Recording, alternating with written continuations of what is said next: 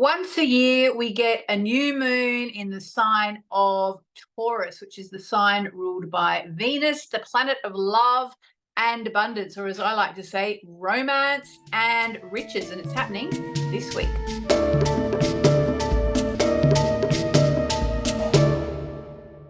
Hey, everybody, welcome back to the podcast. I'm very excited this week because we have one of my favorite new moons of the year, which is the new moon in the sign of Taurus.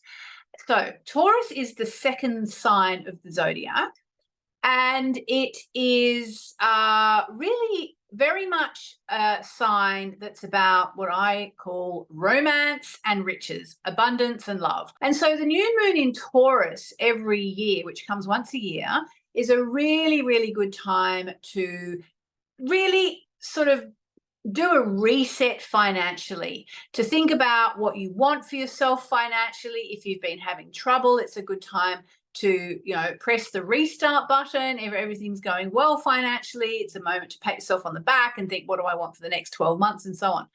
So what I wanted to do for you this week, though, is kind of, first of all, I'm going to tell you about the 3 ways to make use of this moon. But I also want to teach you a little bit of astrology. So I'll be doing that in the second half of this show. And I want to teach you how to discover the money box in your chart. In fact, the 2 money boxes in your chart. But first of all, let's talk about this new moon with the astrology for the week ahead. So this month's new moon in the sign of Taurus is particularly interesting because not only does it offer us all a restart, it's actually triggering 2 very important planets. But let's talk about the 3 ways to work with this new moon. So the number 1 way is just make a wish. Just make a wish. It doesn't matter. Just make a wish. It doesn't matter, what sign you are. It doesn't matter what sign the new moon is in, which happens to be Taurus. Just make a wish. Now, I'll tell you the times around the world because you want to make a wish as soon as you can afterwards, okay?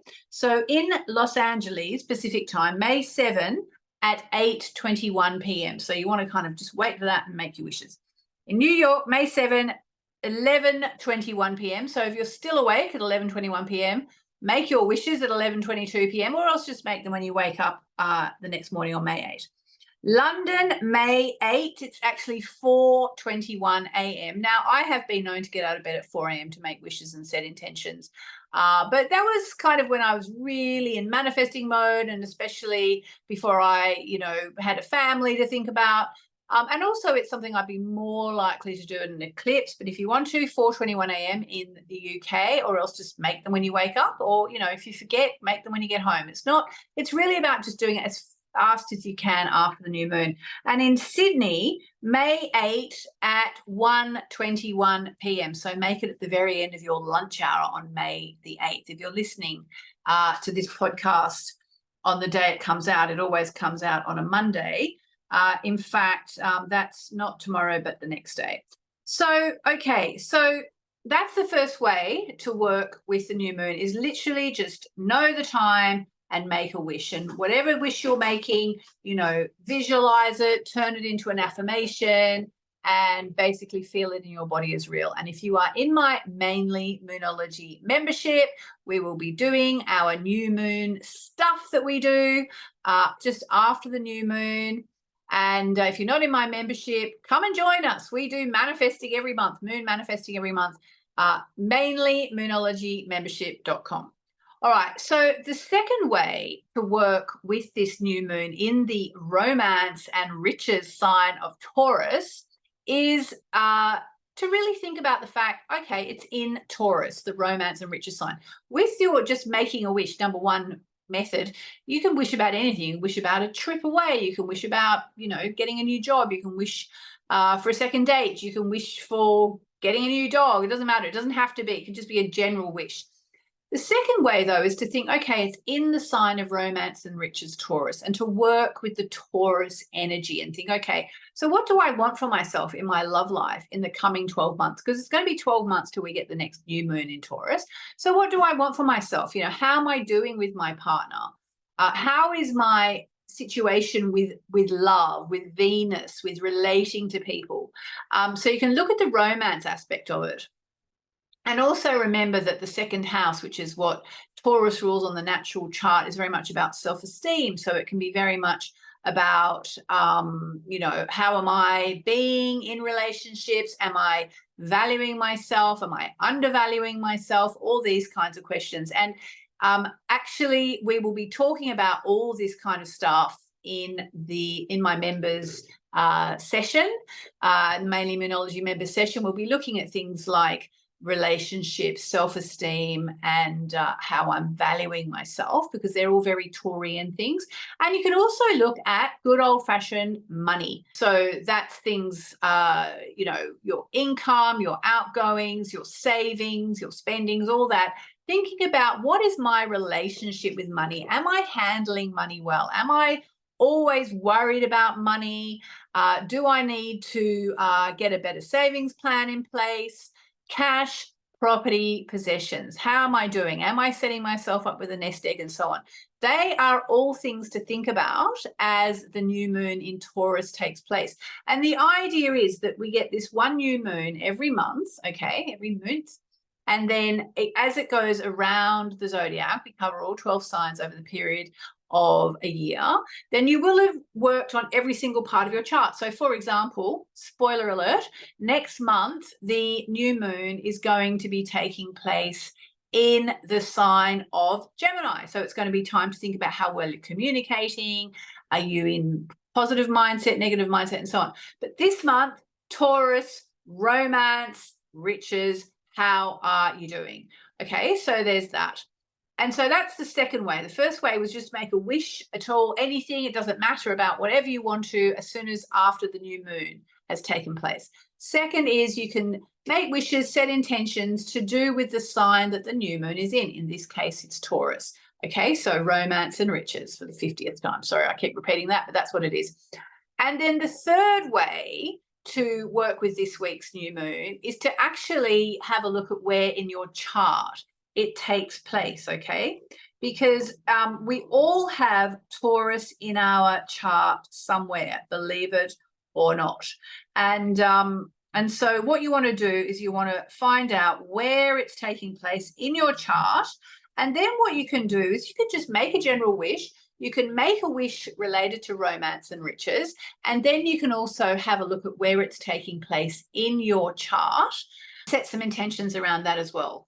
All right. I'm going to tell you very, very quickly. It is in the diary, my Moonology diary. If you have my Moonology diary, sold out for 2024. But if you order now, you can get the one for 2025 pre-ordered, and then you won't miss out, because I know a lot of people missed out.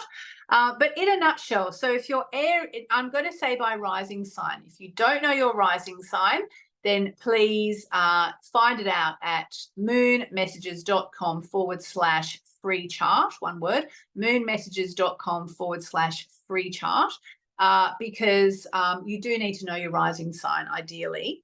So if your Aries rising, actually it's taking place in your money zone, so it's like a double whammy. Taurus rising, it's taking place in your first house, so it's very much about changing the way the world sees you. Gemini rising, it's taking place in your 12th house, so you've got some new energy coming into your spiritual life.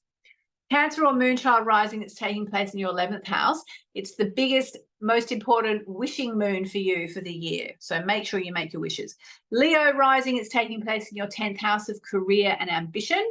Energy rising. Virgo taking place in your 9th house, which is travel, study, and life philosophies. So, you know, think about that.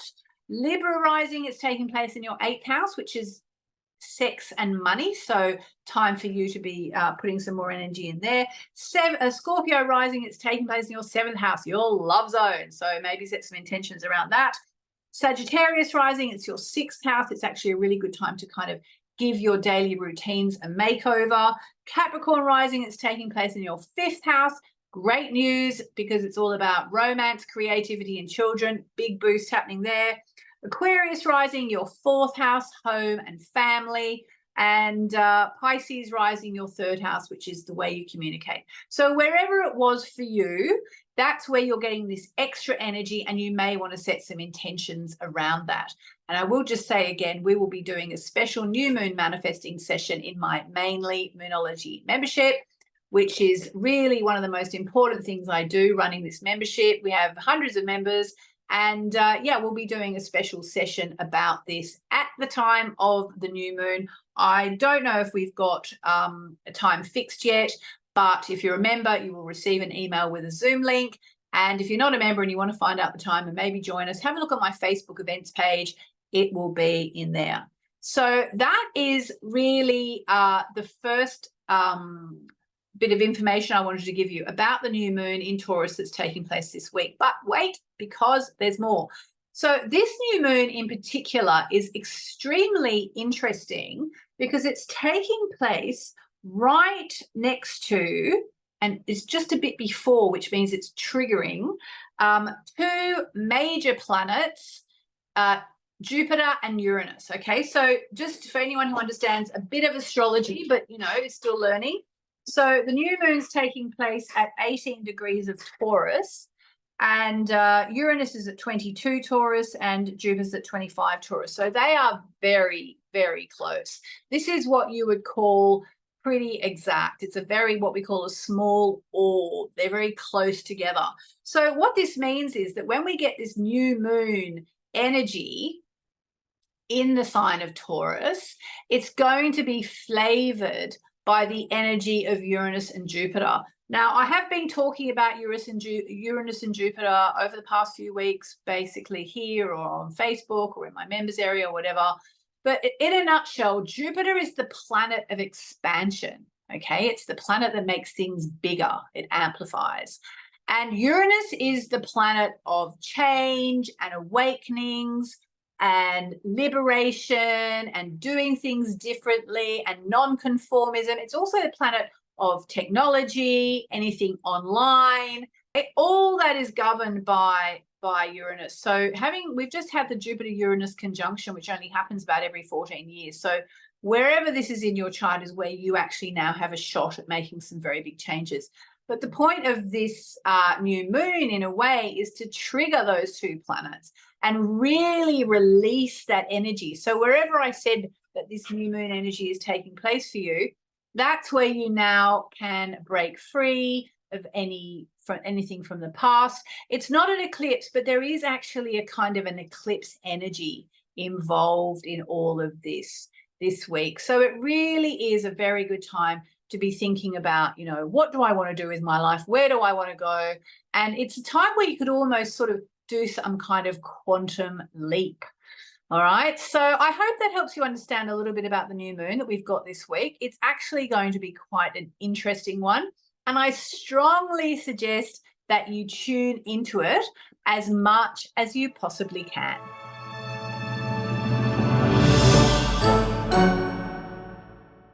Another thing that's happening in the astrology of the week ahead is that we're getting an alignment between Mercury, the planet of the mind, and Chiron, which is the wounded healer.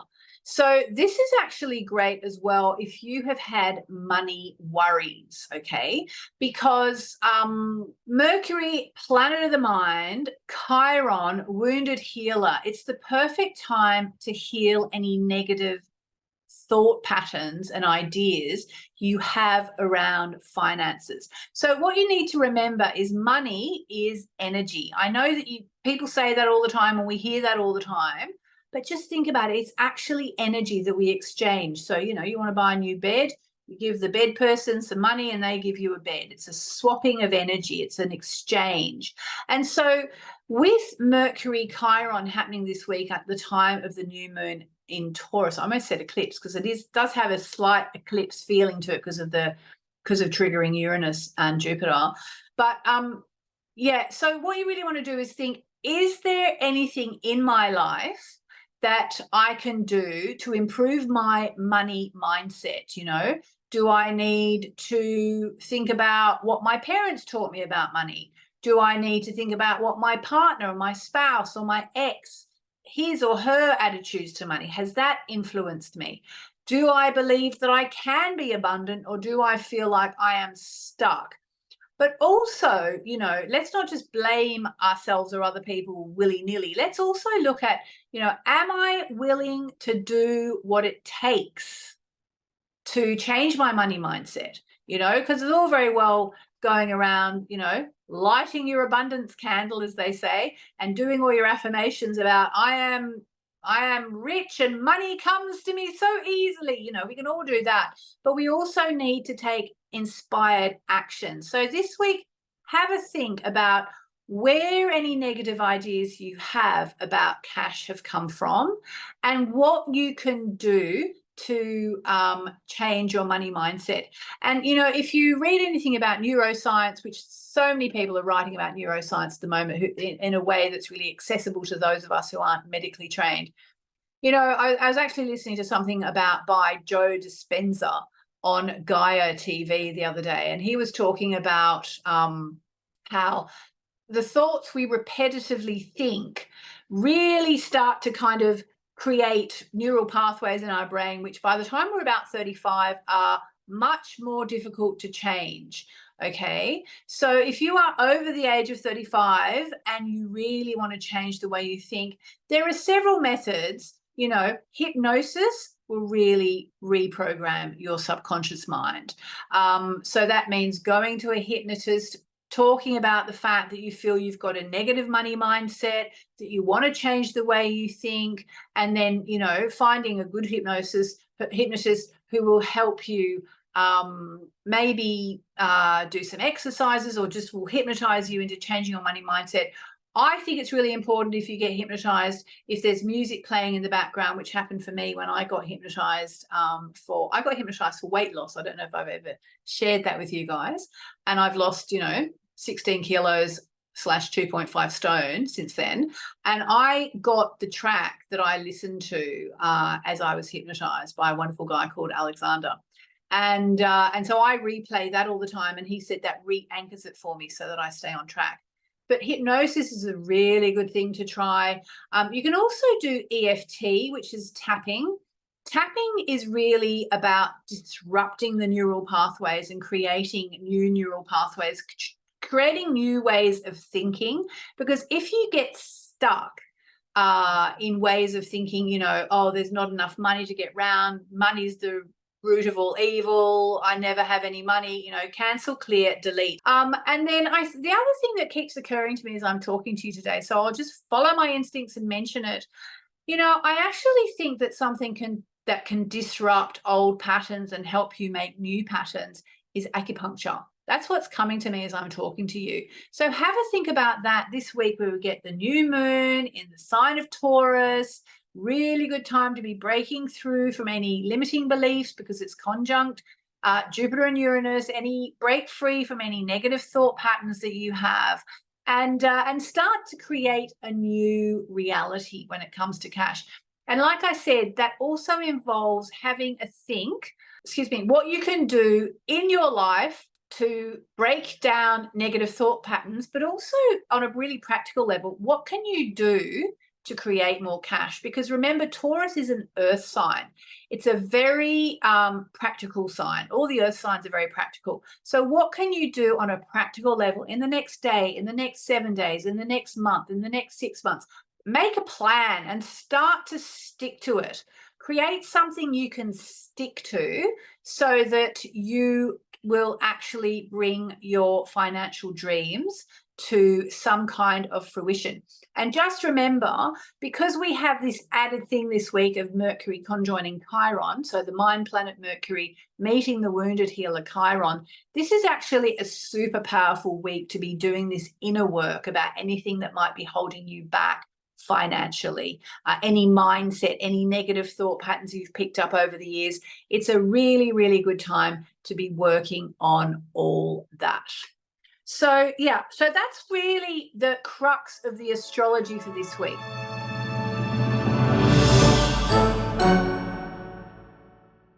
What I also wanted to do for you, though, was I wanted to give you a tiny little astrology lesson this week. And it's actually about how to find out where your two money zones are, okay?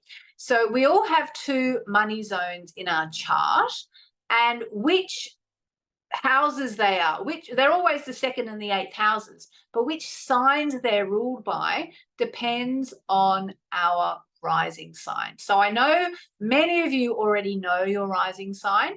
If you don't know it, pause the podcast, pause the video, pause whatever you're looking at, and hop over to moonmessages.com/free chart, all one word, moonmessages.com/free chart. Again, we'll put the link in the description.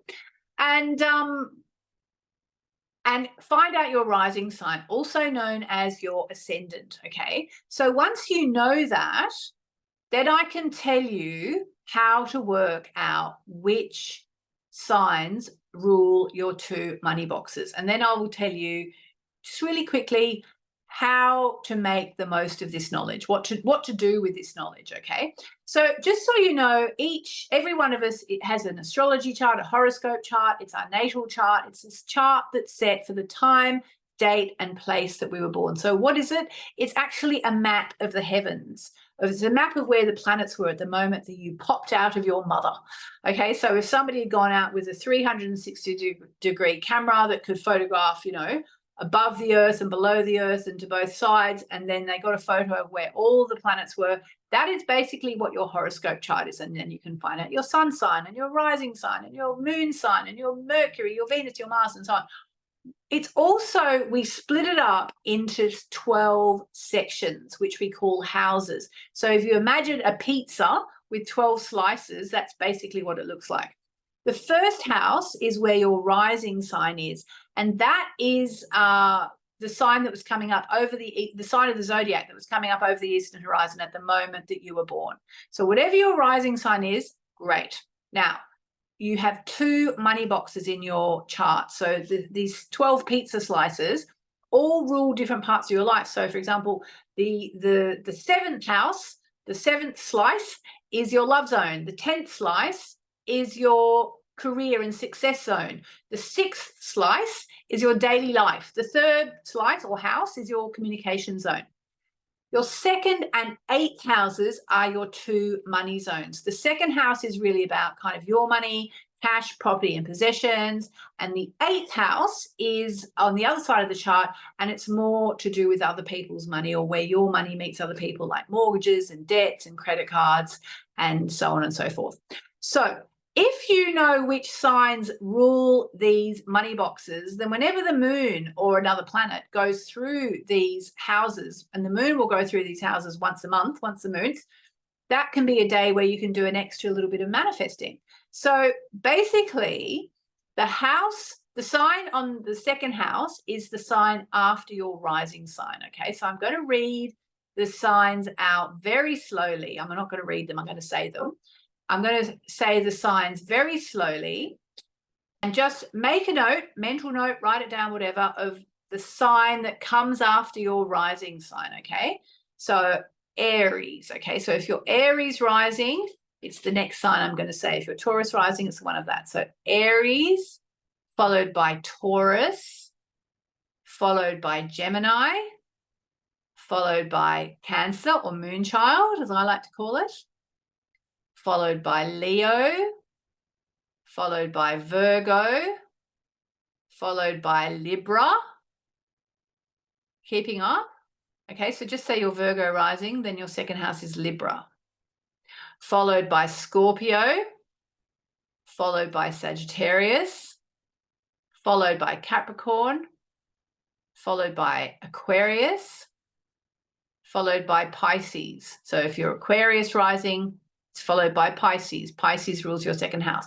Now, what if you're Pisces rising? You go all the way back to the beginning. Aries rules your 2nd house.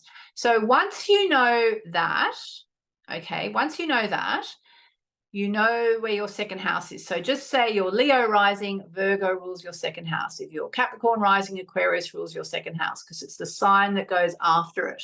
Okay, I will give you a link to a PDF as well that you can use so you can understand this a bit better. And so then you have two money boxes, And the second money box, which is the one where your money meets other people's money, is the opposite sign. Okay, so it's the opposite sign. So if you're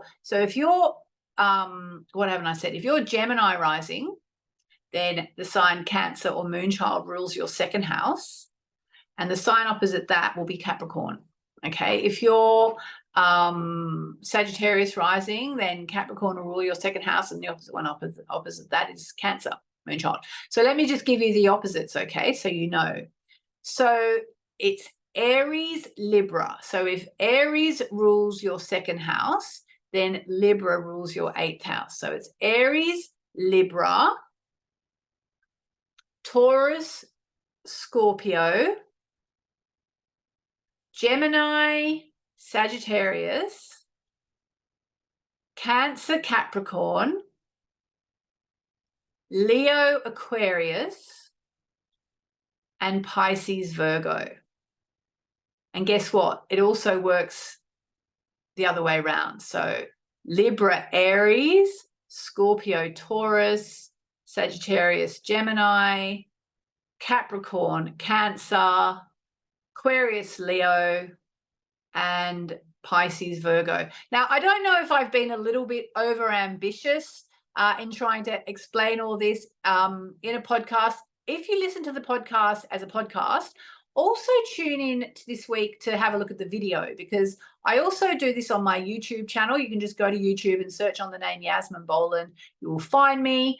And I suspect that we will have some nice graphics added to this by the time it gets up onto YouTube. So you will be able to understand just a little bit better. And then what you do, and I just wanted to teach you this because it's the new moon in Taurus, happens once a year. Every time you hear about a planet going into one of the two signs that rule your two money boxes, keep an eye on it. If it's the moon once a month, just think, okay, the moon's in my second house or the moon's in my 8th house for the next few days. I'm going to just, do a bit of extra manifesting. I'm going to do an oracle card about it. I'm going to meditate on it. I'm going to go inside and intuit what I need to know about finances. It's really that simple. I will put a link as well to this PDF that I have about how to read your own astrology chart, which will really help you. All right, so that's it. That wraps it up for this week. It's the new moon in the sign of Taurus, conjunct Jupiter and Uranus, so big changes are possible when it comes to finances. And it's also a time when you can start to shift your money mindset. If you know you're thinking negatively about cash, Mercury, Chiron will help you to heal. Think about what was happening at the time when any money concerns started or any negative money mindset started, and then work on healing that. I hope that helps. I hope if you're in my members area, I will look forward to seeing you when we do our new moon in Taurus session this month. And I'm sending you lots of love.